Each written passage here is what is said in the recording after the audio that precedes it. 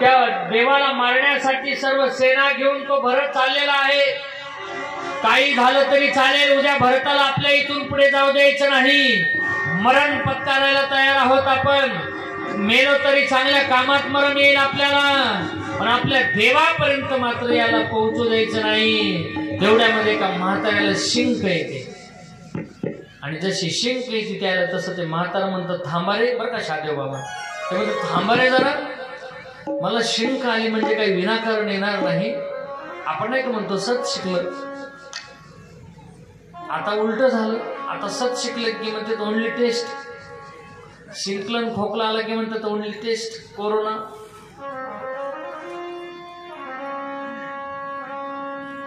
अगोदर म्हणले त्याची तुम्ही परीक्षा घ्या.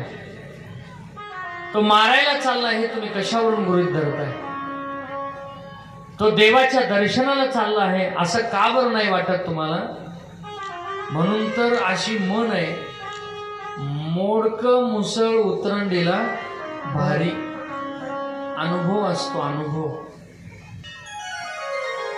असतो. एक म्हातारी आपल्या सुनांना म्हणायची, आताच्या सुना असल्याच, आमच्या काळात लई बाई असं होतं, आमच्या काळात लई तसं होतं. आताच्या सुना असल्याच. ती नवीन पोरगी वाळून गेली. सासऱ्याने विचारलं, का ग बाई वाळून का गेलीस तू? काय म्हणे, आत्याबाई सासू काही धडच बोलत नाही, तो हे चुकलं ते चुकलं, असं झालं तसंच झालं. आताच्या सुना असल्याच, आताच्या सुना असल्याच. तेवढ्यामध्ये म्हाताऱ्याने एक म्हातारीची गोष्ट सांगितली. म्हातारीने नेमकं बघितलं, म्हातारं काहीतरी सुनाला भरून देत, भरून बर का भरून देते म्हटल्यानंतर म्हातारीने जरा मंत्र बदलला. बरं का सरपंच, मंत्र बदलला. म्हातारी सुनाला काही बोलानाच. सुनाला वाटायचं सासूबाईने बोलावं, आणि मी बोलले की मी मात्र आजोबांनी मला सांगितलेलं मी म्हातारीला फटका हाणणार. पण म्हातारी हुशार होती, म्हातारी बोलतच नव्हती. सुनाला वाटायचं काय करावं बाई, काय करावं. तिने एके दिवशी तेलाची भरणीच अशी हातातून नेमकी म्हातारीच्या समोर सोडून दिली. खडकीने सगळं तेल परवारात सांडलं. ते सांडलं. म्हातारी म्हणते सांडू दे, सांडू दे, चांगलं असतं तेल सांडलेलं. काय करावं बाई म्हणे. म्हातारी काही मला बोलतच नाही. एक दिवस भाजी एवढी खरट केली, एवढी खरट केली. आत्याबाई कशी झाली भाजी? मस्त तोंडात घालू वाटाना. पण म्हातारी म्हणते जमाय लागली तुला, आता चांगली भाजी केलीस. सून म्हणते काय करू बाई, गणेश महाराज का बरं बोलत नसेल, काय करावं. एके दिवशी लोणच्याची भरणी सोडून दिली म्हातारीच्या समोर. अख्खं लोणचं सांडलं. शेवटी आपल्यात एक मन आहे बघा, वडाळ जनावर.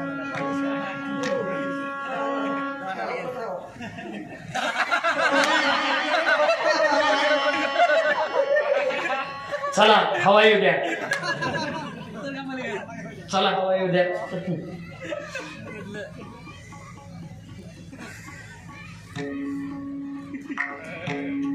ती भरणी ज्यावेळेला पडली ना त्यावेळी म्हातारी जी चिडली अभिमान महाराज.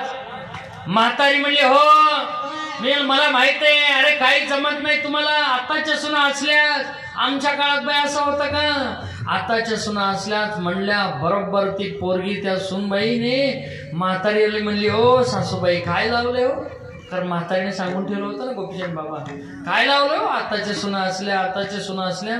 2 भाकरी खात होते माझ्या आईकडे, अर्ध्या भाकरीवाले. आताच्या सुना असल्या, आताच्या सुना असल्या. काही सांगू नका, आम्ही लई बऱ्या, आम्ही निदान नांदतो तरी तुमच्यासारखं माहेराला पळून तर जात नव्हतं. हात तुझा मुर्दा उचलला, तुला कोणी सांगितलं? तेवढी मला म्हातारीने सांगितलं. बघतीच म्हणले त्याचं. जी म्हातारा पुढं म्हातारी माग, नेमकं म्हातारी माग पळालं. म्हातारा जोरात पळालं. म्हातारा पळत असताना म्हणला आता नाही येत मी घरी, बघा येऊन दाखवते तुम्हाला. येतच नाही म्हणे आता सप्ताह संपुस्त बापूच्या आश्रमात. म्हातारी म्हणली तिथला सप्ताह संपल्या पुढच्या गावाला जाईन बापू बरं. अर्थात बोलते. अनुभव आहे, अनुभव आहे आजोबांकडे. अरे मला अनुभव आहे, उगीच पांढरे केस झाले नाहीत. अगोदर त्याची परीक्षा घ्या आणि परीक्षा घेऊन मग मात्र ठरवूया आपण तो मारण्यासाठी चाललाय का दर्शनासाठी चाललाय. म्हणलं ओळखायचं कसं? काहीच नाही म्हणले, 3 ताटं तयार करा. एका ताटामध्ये मांसाहार घ्या, एका ताटामध्ये चांगले चांगले पदार्थ घ्या. श्रीखंड, लाडू, गुलाबजाम, बासुंदी, भजे, शिरा, उपीट, पापड, लोणचं, तोंडाला पाणी सुटू देऊ नका, असे इतके पदार्थ घ्या. आणि दुसऱ्या तिसऱ्या ताटामध्ये फक्त फळं घ्या. फळ आहार अर्थात सात्विक आहार, राजस आहार आणि तामस आहार, 3 प्रकारचा आहार आहे. रजगुणी, तमगुणी आणि सत्वगुणी 3 प्रकारचा आहार घेतला. 3 ताटं तयार केले आणि 3 ताटं आता मात्र गोहक राजा, तो निषाद राजा आहे, तो केवट आहे, सगळेच्या सगळे त्या भरताकडे घेऊन जात आहेत. आणि घेऊन गेल्यानंतर सांगितलं जात आहे, भरतजी तुम्ही राजे आहात अयोध्येचे, आमच्या सुद्धा राजाने तुम्हाला भेट दिली आहे. यापैकी तुम्हाला जी स्वीकार्य आहे, यापैकी तुम्हाला जी आवडणारी आहे ना, ती भेट घ्या. भेट घ्या म्हटल्यानंतर भरतजीच्या डोळ्याला पाणी आलं. नाही हो, मी काही सुद्धा घेणार नाही, कारण माझा दादा जोपर्यंत मला मिळत नाही, मला देव जोपर्यंत दर्शन देत नाही ना, तोपर्यंत मी काही सुद्धा खाणार नाही. त्यावेळेला निषाद राजाच्या लक्षात आलं की अरे बापरे, आपण जे मनात विचार करत होतो ना, त्यापेक्षा सुद्धा भरताचं प्रेम काय वेगळे देवावरती. देखत श्यामल धवल हलोरे पुलकी शरीर भरत कर जोरे, मांगव भीक निज त्यागी. भरताचं देवावरती काही प्रेम आहे. आणि म्हणून आता मात्र निषाद राजांना विचारलं, ते माझा दादा तुमच्याकडे आला होता. हा, माझ्या दादाने मला आलिंगन दिले ना तुम्हाला, तर मी तुमचं सुद्धा दर्शन घेणार. म्हणून भरतजी त्याचं दर्शन घेत आहेत. आता मात्र तो निषादराज चाललेला आहे, तो गोहक आहे, केवट आहे, सगळी त्याची राज्यातली मंडळी आता भरताच्या समवेत आहे. मंदाकिनीच्या तीरावरती येतात, जिथे गंगा, यमुना आणि सरस्वती गुप्त रूपाने आहे, तिथं सर्वजण स्नान करतात. आणि स्नान केल्यानंतर मात्र भरतजी त्या गंगेमध्ये स्नान करत नाही. का करत नाहीत भरतजी स्नान? त्याचं कारण असं आहे, भरतजी म्हणतात की तर गुप्त रूपाने सरस्वती, आणि याच सरस्वतीने माझ्या अयोध्येचं सगळं राज्य बिघडून टाकलंय आणि माझं सुद्धा ही डोकं बिघडून टाकेल. म्हणून माझ्या दादाचं दर्शन होईपर्यंत मी मात्र हिची भेट घेणार नाही, मी हिच्यामध्ये स्नान करणार नाही. उलट भरतजीने हात जोडले आणि हात जोडून त्या गंगेला प्रार्थना केली. अर्तन धर्मन काम रुचि कठिन जगु निर्वाण. श्री राम जय राम जय राम, श्री राम जय राम जय राम. अर्तन धर्मन काम रुचि कठिन जगु निर्वाण. श्री राम जय राम जय राम, श्री राम जय राम जय राम. जन्म जन्म रति राम पद यही वरदान आन. सियावर रामचंद्र की उमा देवती पवन सुत हनुमान की. बोलो रे भाई सब संतन के. अर्तन धर्मन काम रुचि कठिन जगु निर्वाण. मला अर्थ नको, मला धर्म नको, मला काम नको. अर्थ न धर्म न काम रुची गतीन च हो निर्वाण. मला निर्वाण सुद्धा नकोय, फक्त माझ्या आयुष्यामध्ये जन्मोजन्मी मला रामाचे चरण मिळावे एवढीच अपेक्षा आहे. आता मात्र भरतजी पुढे चालायला लागतात. सीताराम चरण रती मोरे अनुदीन बडहु अनुग्रह तोरे. जलद जन्म भरी सुरती बिसारू जाचत जल पावही पावन दारू. आता मात्र त्या ठिकाणी भरतजी पुढे येत आहेत आणि भरतजी ज्यावेळेला पुढे येत आहेत ना, त्यावेळेला लखनजीला दिसत आहेत. आणि लखनजीला ज्यावेळेला दिसतोय ना भरत येऊ लागलाय, सर्व सैन्य भरताच्या समवेत आहे. अब्दागिरी आहेत, पताके आहे, गादी आहे. का बरं भरत आला असेल? ज्या अर्थी भरत आलाय ना दादा त्या अर्थी नक्की आपल्याला मारण्याचा कट असावा असं कोण म्हणतंय? लखन म्हणतंय. एक वाक्य सांगू तुम्हाला, आपल्या भक्तीवरती ज्याला घरातलेच लोक संशय घेतील त्यावेळेला समजून चालायचं आता देव आपल्यापासून दूर नाही. ज्या वेळेला लक्ष्मण भरतावरती संशय घेतोय की अरे हा मात्र आपल्याला मारायला आला नसेल ना रे दादा, असं कोण म्हणतंय?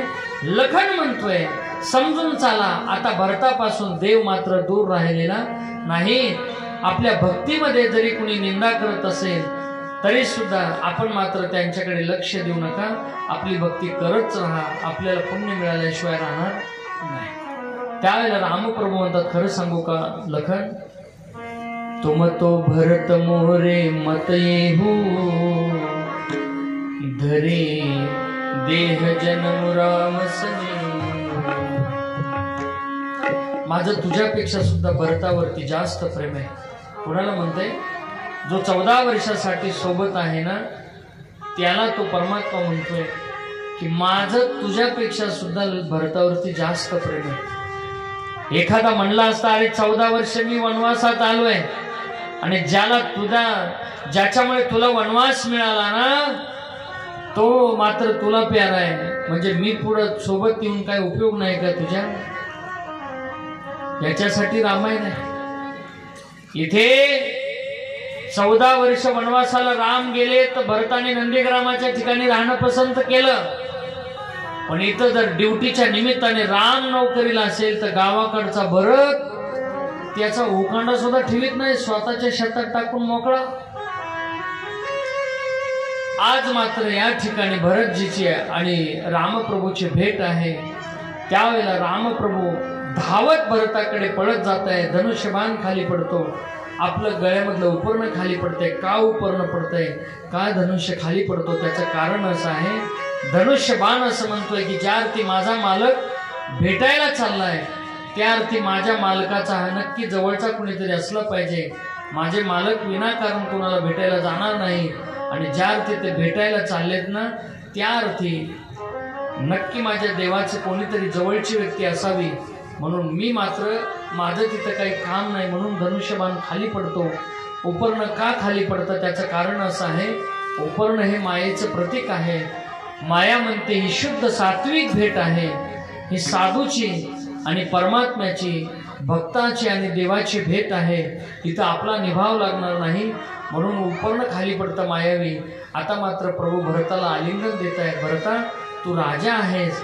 त्यावेळेला आलिंगन दिल्या जाते, मुक्काम होतो, चर्चा होते. गुरुदेवाच्या सांगण्यावरून राघवला गादीची विनंती केल्या जाते. पण रामप्रभू म्हणतात की नाही भरत, नाही मी गादीवरती बसणार नाही. का बसणार नाही त्याचं कारण असं आहे, आपल्या आईची इच्छा एकच होती की भरताने तू गादीवरती बसावं आणि मी वनवासात असावं.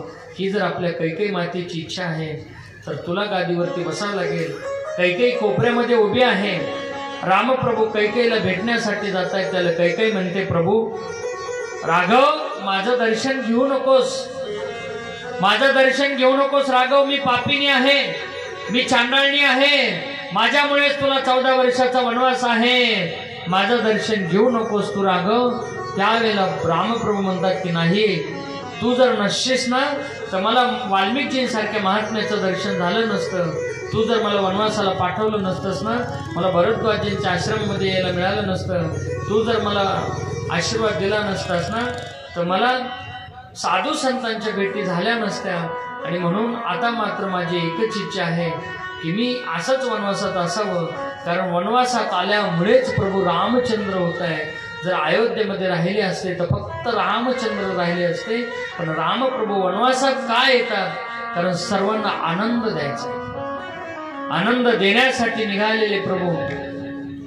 त्यावेळेला गुरुदेवाला सांगतात की नाही, माझ्या वडिलांची जर इच्छा, माझ्या वडिलांनी प्राण त्याग केला पण वचन मात्र मोडलं नाही, वचन मोडलं नाही. आणि त्यांचं जर वचन मोडलं नसेल तर मी मोडलं तर माझे बाबा स्वर्गामध्ये सुद्धा दुःखी असल्याशिवाय राहणार नाही. म्हणून मी वचन मोडणार नाही. भरत म्हणतो, दादा ही गादी तुझी आहे, ही मी तुला दिल्याशिवाय राहणार नाही. त्यावेळेला गुरुदेवाच्या सांगण्यावरून आता मात्र रामप्रभू पादुका भरताला देताय, तो स्वतंत्र अवतार मानला जातो। एक पादुका प्रभू होत आहेत, एक पादुका जानकी होते आणि त्या पादुका घेऊन आता मात्र गुरुदेवासमवेत भरतजी अयोध्येमध्ये परत निघताय। परत निघत असताना आता मात्र भरतजी म्हणतायत की काय करू, अरे काहीच नाही, आता तुला पादुका गादीवरती ठेवून हा कारभार जो आहे ना तो तुला चालवावा लागणार आहे। मी 14 वर्ष तू किती जरी विनंती केलीस तरी मी मात्र परत येणार नाही। त्यावेळेला रामप्रभू म्हणतात की हे भरता, तुला जरी वाटत असलं ना की गादी माझी नाही, ही गादी माझ्या दादाची आहे, पण एक सांगू तुला, हा तुझाही दोष नाही आणि माझा सुद्धा दोष नाही, ना कैकई दोषी ना दोषी तात, माझ्या वडिलाचाही दोष नाही, एकच आहे बाबा, पराधीन आहे जगती पुत्र मानवाचा, दोष ना कुणाचा। इथे तात गेली माय गेली, भरत आता पोरका झाला, मागणे एक श्रीरामा द्या आपुल्या त्या पादुका। पादुका घेऊन आता भरतजी अयोध्येमध्ये येतात। अयोध्येमध्ये आल्यानंतर भरतजी त्या पादुकाची स्थापना गादीवरती करतात आणि गादीवरती केल्यानंतर आता भरतजी मात्र म्हणतात की आई, मी सुद्धा आता नंदीग्रामाच्या ठिकाणी गेल्याशिवाय राहणार नाही। नंदीग्रामाच्या ठिकाणी भरतजी जात आहेत आणि भरतजी गेल्यानंतर त्या ठिकाणी अनेक दिवस प्रभू चित्रकूट पर्वतावरती राहतात आणि राहिल्यानंतर आता मात्र प्रभू पुढे जाण्याचा विचार करतायत। पुढे जात असताना प्रभू अरण्यकांडाला सुरुवात करत असताना प्रभू तुळशीदासजी महादेवाला वंदन करतात, शिवजीला वंदन करतात आणि वंदन करून पुढे कथा लिहायला सुरुवात करतात। एक दिवस काय होतं, राम प्रभू पुढे निघण्याची तयारी करतात आणि प्रभू पुढे कुठे येतात, प्रभू पुढे डायरेक्ट पंचवटीला येतात।